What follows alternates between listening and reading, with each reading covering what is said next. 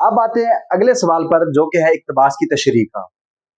इस सवाल में दो इक्तबासात दिए जाते हैं, आपके पास चॉइस होती है कि आपने किसी एक इक्तबास को हल करना होता है। इक्तबास की तशरीह के 10 नंबर होते हैं। इक्तबास की तशरीह करते वक्त आपने उसका सियाक व सुबाक लिखना होता है, जिसके 3 नंबर होते हैं। साथ ही हवाला मतन यानी सबक का नाम, यानी किस सबक से वो इक्तबास लिया गया है, और इसके अलावा मुसन्निफ का नाम भी लिखना होता है। मुसन्निफ का नाम और सबक के नाम के 2 नंबर, इक्तबास की तशरीह के 10 नंबर और सियाक व सुबाक के 3 नंबर, तो कुल मिलाकर इस सवाल के 15 नंबर होते हैं। मैंने फार्मूला बताया था कि जितने नंबर होंगे उससे दुगने वक्त में आपने उस सवाल को हल करना होता है। तो इस सवाल को आपने 30 मिनट में हल करना है। तो चूंकि हमने इस लेक्चर में नवाब मोहसिन अल मुल्क और मेहनत पसंद खिरदमंद असबाक को इसका हिस्सा बनाया है, तो हम उसी में से चंद चुनिंदा और पास पेपर्स में आने वाले अहम इक्तबासात को हल करेंगे, उनकी तशरीह करेंगे सियाक व सुबाक की मदद से, और हवाला मतन भी तहरीर करेंगे। तो सबसे पहले हम तीसरे सबक नवाब मोहसिन अल मुल्क में से अहम इक्तबास की तशरीह करते हैं, उसकी वजाहत करते हैं। हवाला मतन की बात करें तो सबक का नाम है नवाब मोहसिन अल मुल्क और उसके मुसन्निफ है मौलवी अब्दुल हक।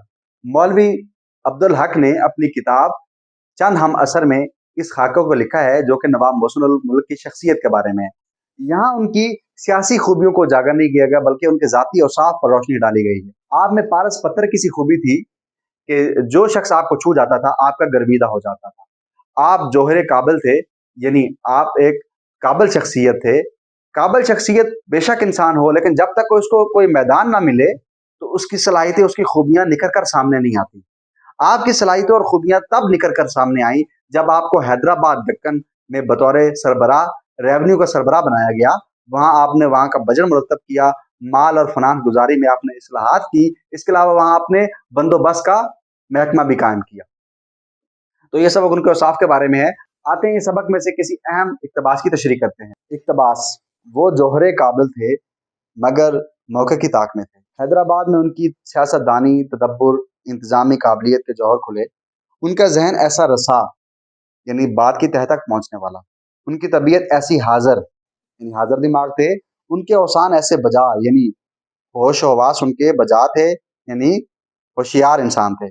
और मामलात और वाकयात पर ऐसा अबूर था कि बड़े बड़े पेचीदा मामलात को बातों बातों में सुलझा देते थे। यानी मुश्किल मामला, पेचीदा मामलात, मुश्किल मामलात को बातों बातों में, यानी आसानी से सुलझा दिया करते थे।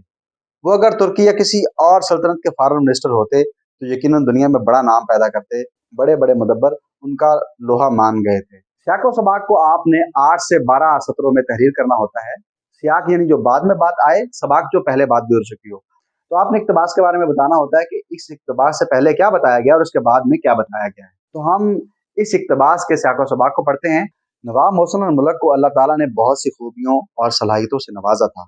वो हैदराबाद दक्कन में आला ओहदे पर फायज रहे, जहां उन्हें अपनी इंतजामी सलाहियतों के जौहर दिखाने का मौका मिला। वो पेचीदा से पेचीदा मसाइल को बातों ही बातों में सुलझा देने की सलाहियत रखते थे। रियासत की ज़मीनों की हद बंदी और पैमाइश कराना और इस हिसाब से ज़मींदारों की से लगान वसूल करना नवाब मोहसिन अल मुल्क का बहुत बड़ा कारनामा है।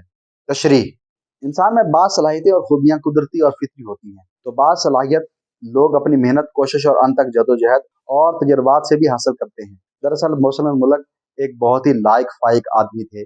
जब उन्हें इस सलाहियत और काबिलियत के इजहार के लिए मुनासिब मौका मिला, उन्होंने अपनी सलाहियतों का बेहतरीन अंदाज में मुजाहरा किया। सियासत को गरचा हर झूठे सच्चे तरीके से अपने और हुकूमत के मफादात को तहफ़्फ़ुज़ देने के लिए इस्तेमाल किया जाता है, लेकिन झूठ से बचकर साफ सुथरे अंदाजे सियासत से भी हुकूमत की जा सकती है। चुनाचा उनकी सलाहियतों के पेश नज़र ये कहा जा सकता है कि अगर वो तुर्की या किसी और मुल्क के वजीर खारजा होता है तो यकीनन दुनिया में उन सलाहियतों की बदौलत बड़ा नाम पैदा करता है।